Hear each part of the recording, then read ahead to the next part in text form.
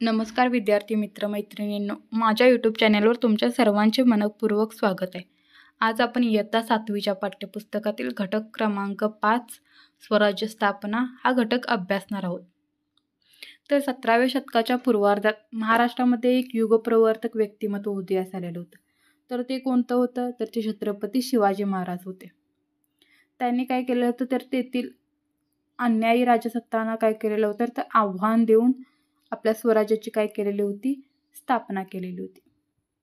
छत्रपती शिवाजी महाराजांचा जन्म हा शके 1551 फाल्गुन वैद्य तृतीयस म्हणजेच 19 फेब्रुवारी 1630 रोजी काय झालेला होता? पुणे जिल्ह्यातील जुन्नर जवळील शिवनेरी किल्ल्यावर झालेला होता. त्यांनी स्वराज्याची स्थापना कशी केली हे आपण या पाठामध्ये काय करणार आहोत? अभ्यासणार आहोत. त्यातील पहिला पॉईंट आहे शहाजीराजे. शहाजीराजे कोण होते? तर शहाजीराजे हे शिवाजी महाराजांचे वडील होते. आता ते शिवाजी महाराजांचे वडील असण्याबरोबरच दक्षिणेतील एक मातब्बर सरदार देखील होते. मुघलांनी निजामशाही जिंकून घेण्यासाठी काय केलेले होते? त्या काळात मोहीम हाती घेतलेली होती. या मोहिमेत विजापूरच्या आदिलशहाने कोणाला सहकार्य केलेलं होतं? तर विजापूरच्या आदिलशहाने मुघलांना सहकार्य केलेलं होतं. आता मुघलांचा दक्षिणेत प्रवेश होऊ नये अशी कोणाची भावना होती? तर अशी शहाजी महाराजांची भावना होती. म्हणून त्यांनी काय केलेलं आहे? तर त्यांनी मुघलांना विरोध केलेला आहे. पण त्यांचा काय झालेला आहे? यामध्ये त्यांचा काय झालेला आहे? तर निजामशाही वाचवण्याचा प्रयत्न काय झालेला आहे? तर यशस्वी झालेला नाही. कारण काय झालेलं होतं? तर मुघलांना कोणी सहकार्य केलेलं होतं? तर आदिलशहाने सहकार्य केलेलं होतं. आणि आदिलशहा व मुघल यांच्या सामर्थ्यापुढे कोणाचा टिकाव लागलेला आहे? तर निजामशाहीचा म्हणजे शहाजीराजांचा टिकाव लागलेला नाही. त्यामुळे इसवी सन 1636 मध्ये काय झालं? तर निजामशाहीचा पाडा होऊन ती काय झाली? नष्ट झाली. आता निजामशाही नष्ट झाल्यानंतर शहाजीराजे कोणाचे सरदार झाले? तर शहाजीराजे हे निजामशाही नष्ट झाल्यानंतर विजापूरच्या आदिलशहाचे काय झालेले आहेत? तर सरदार झालेले आहेत. त्या काळात जेव्हा निजामशाहीमध्ये शहाजीराजे सरदार म्हणून कार्य करत होते तर त्यावेळी त्यांच्याकडे भीमा व नीरा या नद्यांमधील पुणे, सुपे, इंदापूर आणि चाकण हे परगाणे काय होते? तर मूळ जहागिरीचा भाग म्हणून शहाजीराजांकडे होते. जेव्हा ते आदिलशहाचे सरदार बनले तर तेव्हा ते आदिलशहाने त्यांच्याकडून काढून न घेता काय केलेला आहे? हा भाग जो आहे पुणे, सुपे, चाकण, इंदापूर हा आदिलशहाने काय केलेला आहे? तर शहाजीराजांकडेच सोपवलेला होता. त्याचबरोबर आदिलशहाने त्यांना काय केलेलं होतं? तर कर्नाटकात बंगळुरू आणि त्याच्या आसपासचा प्रदेश काय केलेला होता? तर जहागिरी म्हणून दिलेला होता. आता जहागिरी म्हणजे काय? तर जहागिरी म्हणजे एखाद्या प्रदेशाचा काय वसूल उपभोगण्याचा हक्क म्हणजेच काय? तर जहागिरी. आता त्यावेळचे राज्यकर्ते काय करत होते? तर जे आपल्या सेवेमध्ये सरदार असत त्यांना काय करत होते? तर सरदारकी देत होते. म्हणजे त्यांना रोख रकमेच्या ऐवजी वेतन न देता काय करत होते? तर एखादा भाग देत होते, ज्यातून महसुलातून काय करत होते? येणारे जे उत्पन्न आहे ते कोणाला मिळत होते? तर त्या सरदाराला दिले जात होते. त्यालाच काय म्हटलं जात होतं? त्यालाच जहागिरी असं म्हटलं जात होतं. आता हे शहाजीराजे कसे होते? तर हे पराक्रमी, धैर्यशील, बुद्धिमान आणि श्रेष्ठ राजनीती तज्ज्ञ होते. त्याचबरोबर ते उत्तम धनुर्धरही होते. म्हणजे धनुष्य बाणाचे त्यांना चांगले ज्ञान होते. त्याचबरोबर तलवार, पट्टा आणि भाला चालवण्यात कसे होते? पटाईत होते.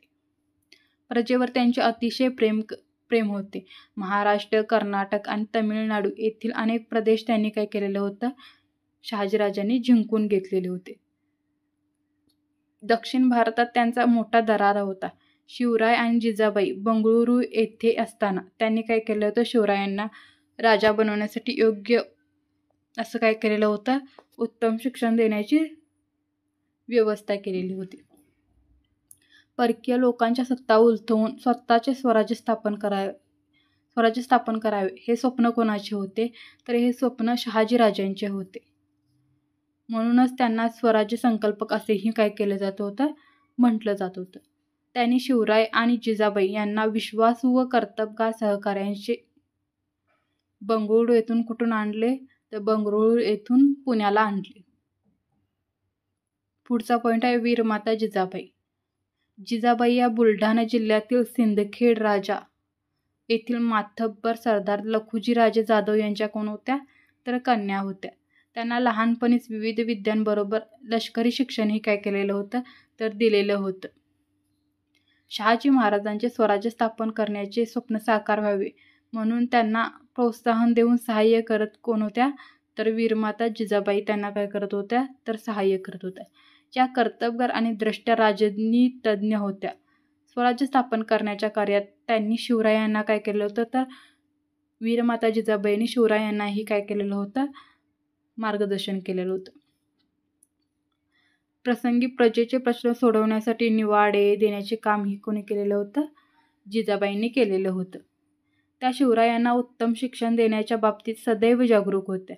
त्यांनी त्यांच्यावर शील, सत्यप्रियता, वाक्चातुर्य, दक्षता, धैर्य, निर्भयता, शस्त्रप्रयोग, विजयाकांक्षा, स्वराज्य स्वप्न इत्यादींचे काय केलेलं होतं तर संस्कार केलेले होते. आता पुढचा पॉईंट आहे शिवरायांचे सहकारी. आता शिवाजी महाराजांनी स्वराज्य स्थापने जेव्हा सुरुवात केली त्यावेळी ती कोणत्या भागात केलेली ती मावळ भागात केलेली. मावळ म्हणजे सध्याचा कोण तर पुणे जिल्ह्याचा पश्चिम व नैऋत्य दिशांचा भाग. त्यालाच त्याकाळी काय म्हटलं जात होतं मावळ भाग म्हटलं जात होतं. तर मावळचा प्रदेश कसा होता तर डोंगराळ, दऱ्याखोऱ्यांचा व दुर्गम असा होता. या भौगोलिक परिस्थितीमुळे या भौगोलिक परिस्थितीचा उपयोग कुणाला झाला तर शिवाजी महाराजांना स्वराज्य स्थापनेत झालेला होता. त्याने लोकांच्या मनात विश्वासाची व आपलेपणाची काय केलेली होती तर भावना निर्माण केलेली होती.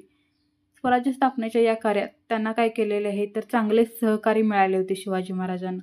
तर ते कोण कोण होते तर त्यामध्ये इसाजी कंक, बाजी पासलकर, बापूजी मुदगल, नरेकर देशपांडे बंधू, कावजी कोडाळकर, जीवा महल, तानाजी मालुसरे असे काय होते त्यांचे अनेक सवंगडी होते. आता हा 12 मावळांचा काही प्रदेश आहे जो शिवाजी महाराजांच्या पुणे जिल्ह्यातील सह्याद्रीच्या कुशीत असलेला हा काय प्रदेश त्याला काय म्हटलं जात होतं 12 मावळ असे म्हटलं जात होतं. त्यामध्ये कशाचा समावेश होतो पवन मावळ, हिरडस मावळ, गुंजन मावळ, पोडखोरे, मुठेखोरे, मुसेखोरे, कानदखोरे, वेळवंड खोरे, रोहिड खोरे, अदर मावळ, नाणे मावळ आणि काय कोरबारस मावळ असे काय होते तर 12 मावळांचा हा प्रदेश होता.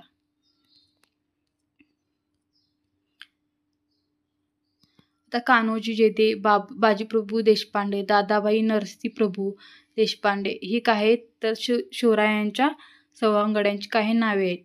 या सहकाऱ्यांच्या मदतीने काय केलेलं होतं शिवरायांनी स्वराज्याच्या स्थापनेची कार्य हाती घेतलेले होते.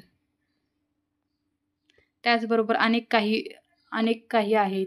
जीवा महाल, तानाजी मालुसरे, बाजीप्रभू देशपांडे हे इत्यादी काही अधिकचे सहकारी आहेत शिवाजी महाराजांचे. ही काय तर ही शिवाजी महाराजांची राजमुद्रा आहे. पुढचा पॉईंट आहे राजमुद्रा. स्वराज्य स्थापनेमागील शिवाजी महाराजांचे ध्येय काय होते तर त्यांच्या राजमुद्रेवरून स्पष्ट होते. या राजमुद्रेवर पुढील काय केलेले आहेत संस्कृत ओळी लिहिलेल्या आहेत. या काय आहेत तर शिवाजी महाराजांच्या राजमुद्रेवरील संस्कृत ओळी आहेत आणि त्याचा अर्थ काय आहे तर त्याचा अर्थ आहे शहाजीचा पुत्र शिवाजी याची शुक्ल पक्षातील प्रतिपदेच्या चंद्रकोरीप्रमाणे वाढत जाणारी आणि जिला सर्व विश्वाने वंदन केले आहे अशी ही मुद्रा प्रजेच्या कल्याणासाठी अधिराज्य गाजवते, शोभून दिसते. हा काय आहे तर शिवाजी महाराजांच्या ज्या राजमुद्रेवर ओळी आहेत त्याचा काय आहे तर अर्थ आहे. आता या मुद्रेवरील जे वचनाचा अर्थ आहे तो अनेक दृष्टीने काय काय आहे महत्त्वाचा आहे. महाराजांनी या वचनातून काय केलेली होती तर वडिलांविषयीची कृतज्ञता, स्वराज्य अखंडपणे विस्तारता जाईल हा विश्वास, मुद्रेला म्हणजेच पर्यायाने कशाला स्वराज्याचा सर्वांचा आदर प्राप्त होत असल्याचं काय केलेलं आहे तर अनुभव, प्रजेचे कल्याण करण्याची बांधिलकी आणि आपल्या भूमीवर स्वतंत्रपणे अधिकार करण्याची खात्री इत्यादी गोष्टी कशावरून स्पष्ट होतात, तर या राजमुद्रेवरून स्पष्ट होतात. आता या छोट्याशा वचनात स्वराज्य संकल्पनेचे काय आहे, तर सर्वांगीण सार आपल्याला आढळून येते. आता स्वराज्य स्थापनेच्या हालचाली. शिवाजी महाराजांच्या जहागिरीतील जे किल्ले होते ते त्यांच्या अंमलात नव्हते, तर ते कोणाच्या आदिलशाहीच्या काय होते, ताब्यात होते. शिवाजी महाराजांच्या काळातील जहागिरीतील जे त्या काळात किल्ल्यांचे विशेष महत्त्व होते. किल्ला ताब्यात असला की आजूबाजूचा प्रदेश काय असायचा, तर नियंत्रणाखाली ठेवता यायचा. म्हणजे जर आपल्या ताब्यामध्ये एखादा किल्ला असेल तर त्याच्या आसपासचा प्रदेश काय करू शकत होतो आपण, तर नियंत्रणात ठेवू शकत होतो. ज्याचे किल्ले त्याचे काय असायचे, राज्य, अशी त्या काळात काय असायची, परिस्थिती असायची. आपल्या जहागिरीतील किल्ले आपल्या ताब्यात घेण्याचे कोणी ठरवले, तर नंतर शिवाजी महाराजांनी काय ठरवले, तर आपल्या जहागिरीतील जे किल्ले आहेत ते आपल्या ताब्यात ठेवण्याचे महाराजांनी ठरवले. किल्ले ताब्यात घेण्याचा असा प्रयत्न करणे म्हणजे काय होते, तर आदिलशाही सत्तेस आव्हान देण्यासारखे होते. कारण आदिलशाही सत्तेखालीच शहाजीराजे व शिवाजी महाराज सुरुवातीच्या काळात होते आणि ते त्यांच्या सत्तेखाली असताना ते किल्ले आपल्या आधिपत्याखाली आणणे हे काय होते, तर एखाद्या त्या आदिलशाही सत्तेला काय केल्यासारखे होते, तर आव्हान दिल्यासारखे होते. त्यांनी तोरणा, मुरुंबदेव, कोंढाणा, पुरंदर हे किल्ले काय केले, ताब्यात घेतले आणि स्वराज्याची मुहूर्तमेढ रोवली. मुरुंबदेव किल्ल्याची पुनर्बांधणी केल्यानंतर त्याला काय नाव दिले, तर मुरुंबदेव किल्ल्यालाच काय, राजगड असे नाव देण्यात आले. राजगड ही स्वराज्याची काय होती, तर राजगड ही स्वराज्याची पहिली राजधानी होती. आदिलशाहीमध्ये जावळीचे मोरे, मुधोळचे घोरपडे, सावंतवाडीचे सावंत इत्यादी काय होते, तर सरदार आदिलशाहीमध्ये होते. स्वराज्य स्थापनेच्या कार्यास काय केलं होतं, त्यांनी विरोध केलेला होता. या सरदारांचा बंदोबस्त करणे हे स्वराज्य स्थापनेसाठी काय होते, तर अत्यंत आवश्यक होते, कारण त्यांनी स्वराज्य स्थापनेसाठी विरोध केलेला होता. त्याचा पुढचा पॉईंट आहे जावळीचा ताबा. आता सातारा जिल्ह्यातील जावळी या ठिकाणी काय होते, तर या ठिकाणी चंद्रराव मोरे हे आदिलशाहीतील मातब्बर सरदार होते. स्वराज्य स्थापनेच्या कार्यास त्यांनी काय केलेला होता, तर शिवाजी महाराजांना विरोध केलेला होता. तेव्हा इसवी सन 1556 शिवाजी महाराजांनी जावळीवर काय केली, तर स्वारी करून तो प्रदेश जिंकून घेतलेला होता. तेथे आपले ठाणे वसवलेले होते. नंतर मात्र त्यांनी काय केलेलं आहे, नंतर त्यांनी रायगडही जिंकून घेतलेला आहे. म्हणजे जावळीनंतर रायगड जिंकून घेतलेला आहे. जावळीची प्रचंड संपत्ती काय केलेली होती, जिंकल्यानंतर छत्रपती शिवाजीराजांच्या हाती पडलेली होती. या विजयानंतर त्यांच्या कोकणातील काय झालेल्या होत्या, हालचाली सुरू झालेल्या होत्या. म्हणजे जावळीचा ताबा त्यांनी घेतला, रायगडही जिंकून घेतला. अशा विजयानंतर त्यांनी कोठे हालचाली करण्यास सुरुवात केली, तर कोकणात हालचाली करण्यास सुरुवात केली. त्यांनी जावळीच्या खोऱ्यात प्रतापगड हा काय केला, किल्ला नवीन बांधला. या विजयामुळे त्यांचे सामर्थ्य सर्व प्रकारे काय झालेलं होतं, तर वाढलेलं होतं.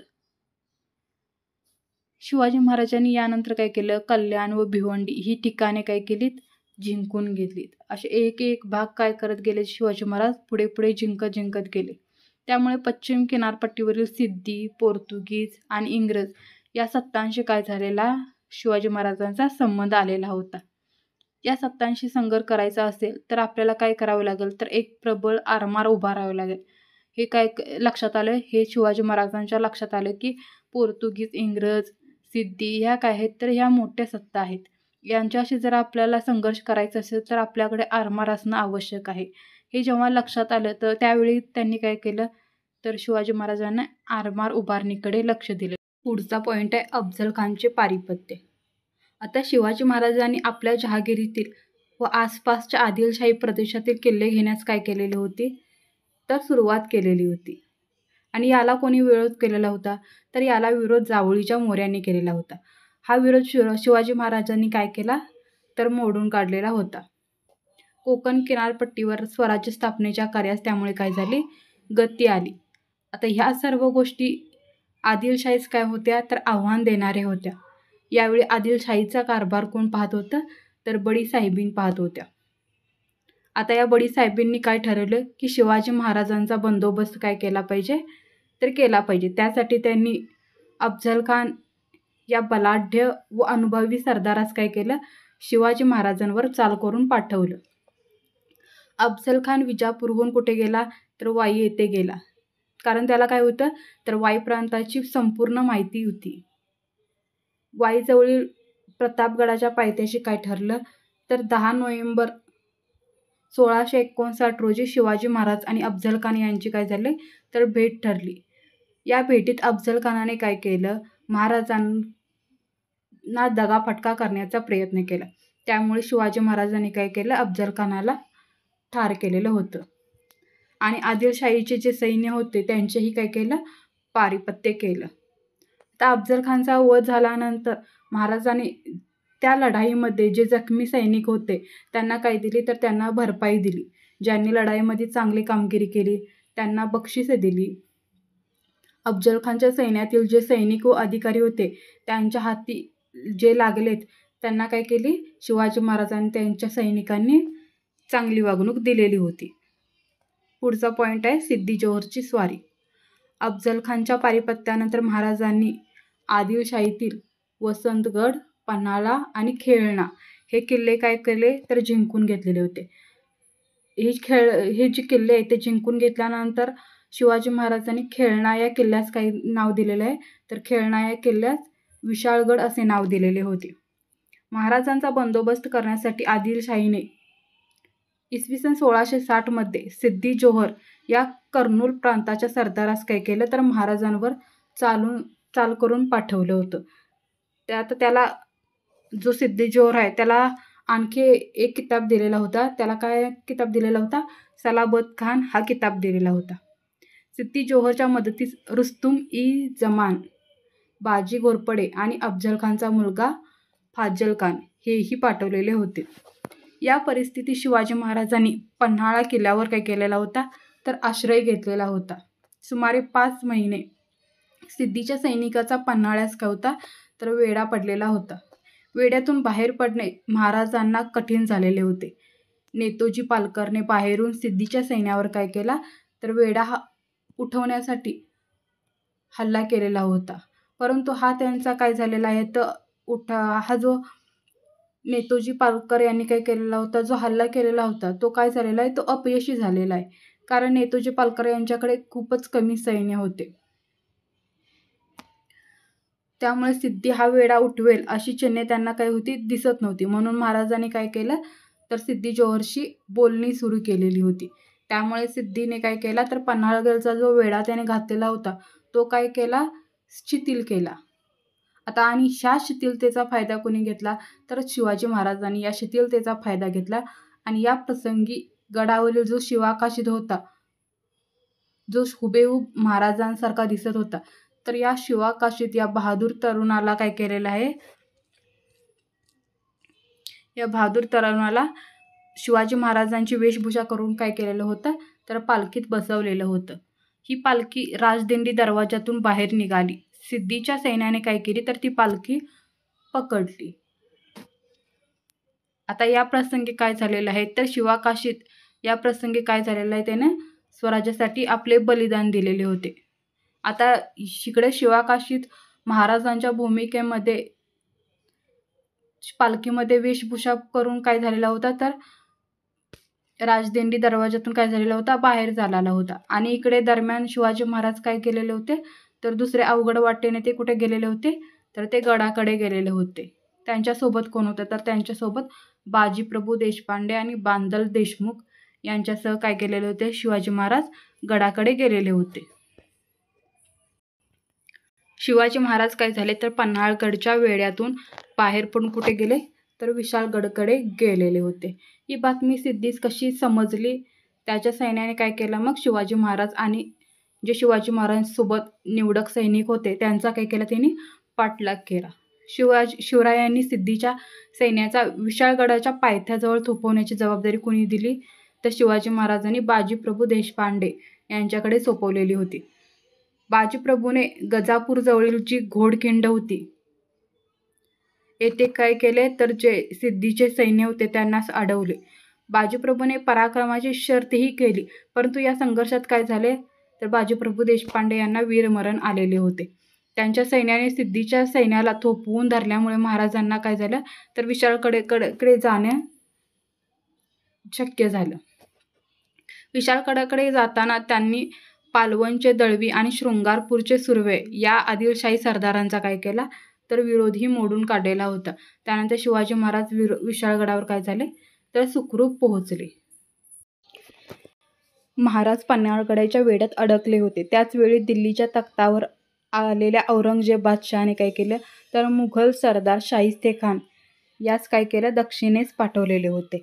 त्याने पुणे प्रांतावर स्वारी केलेली होती. त्यावेळी शिवाजी महाराजांचा आदिलशाहीशी काय झाला संघर्ष चालू होता. अशा परिस्थितीत दोन शत्रूंबरोबर एकाच वेळी लढणे ही गोष्ट बरोबर नाही. म्हणून शिवाजी महाराजांनी काय केलं तर शिवाजी महाराजांनी विशाळगडावर सुखरूप पोहोचल्यानंतर आदिलशाहीबरोबर काय केलेलं आहे तर आदिलशाहीबरोबर तह केलेला आहे.